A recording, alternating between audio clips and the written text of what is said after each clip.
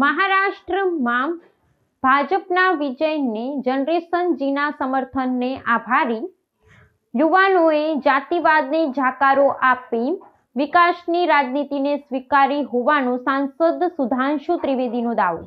મહારાષ્ટ્ર મહાનગરપાલિકાની ચૂંટણીઓમાં ભારતીય જનતા પાર્ટીને મળેલા પ્રચંડ વિજય બાદ પક્ષના રાષ્ટ્રીય પ્રવક્તા અને રાજ્યસભા સાંસદ ડોક્ટર સુધાંશુ ત્રિવેદીએ આ સફળતાનું શ્રેય દેશની નવી યુવા પેઢીને આપ્યું છે। નવી દિલ્હી ખાતે માધ્યમો સાથે વાતચીત કરતા તેમણે જણાવ્યું હતું કે મહારાષ્ટ્રના ચૂંટણી પરિણામો સ્પષ્ટ કરે છે કે જનરેશન જી એટલે કે 1997 પછી જન્મેલા યુવા મતદારોએ ભાજપની વિચારધારા અને કાર્યપદ્ધતિમાં અતૂટ વિશ્વાસ વ્યક્ત કર્યો છે।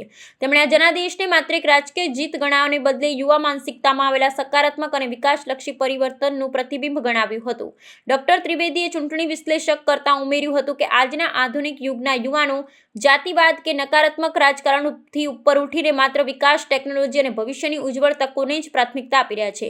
વડાપ્રધાન નરેન્દ્ર મોદીના વિકસિત ભારતના સંકલ્પ સાથે નવી પેઢીએ પોતાના આકાંક્ષાઓને જોડી દીધો છે, જેના પરિણામ સ્વરૂપે વિરોધ પક્ષના અપ્રચારને નકારી યુવાનોને પ્રગતિશીલ શાસન પર પોતાની પસંદગીની મહોર મારી છે। પક્ષ દ્વારા ચલાવવામાં આવેલા ડિજિટલ અભિયાનો ને યુવા કેન્દ્રિત યોજનાઓને નવા મતદારોને આકર્ષવામાં મહત્વની ભૂમિકા ભજવી હતી। રાજકીય સમીક્ષકોના મતે પણ મહારાષ્ટ્રના શહેરી વિસ્તારોમાં પ્રથમ વખત મતદાન કરનારા યુવાનોની મોટી સંખ્યામાં આ ચૂંટણીમાં નિર્ણાયક સાબિત થઈ છે। આ વર્ગે સ્થિરતા ને મજબૂત નેતૃત્વની તરફેણમાં મતદાન કરી ભાજપને ઐતિહાસિક સફળતા અપાવી છે। ડોક્ટર ત્રિવેદીએ વિશ્વાસ વ્યક્ત કર્યો હતો કે યુવાનોના આ ઉત્સાહ આગામી સમયમાં પણ અકબંધ રહેશે અને રાષ્ટ્ર નિર્માણમાં તેમનું યોગદાન વધતું રહેશે। યુવા શક્તિના સમર્થનથી શહેરી માળખાકીય સુવિધાઓ અને રોજગારી નિર્માણના કાર્યોને વધુ વેગ મળશે તેવો આશાવાદ વ્યક્ત કરવામાં આવ્યો હતો। मुंबई में हमारी ये शानदार जीत और नगर पालिकाओं में हमारी ये शानदार जीत दर्शाती है कि युवा पीढ़ी ने भी बड़े उत्साह के साथ भाजपा और महायुति का पुरजोर समर्थन किया है।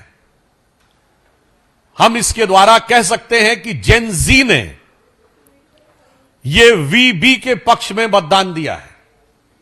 वीबी मतलब विकसित भारत।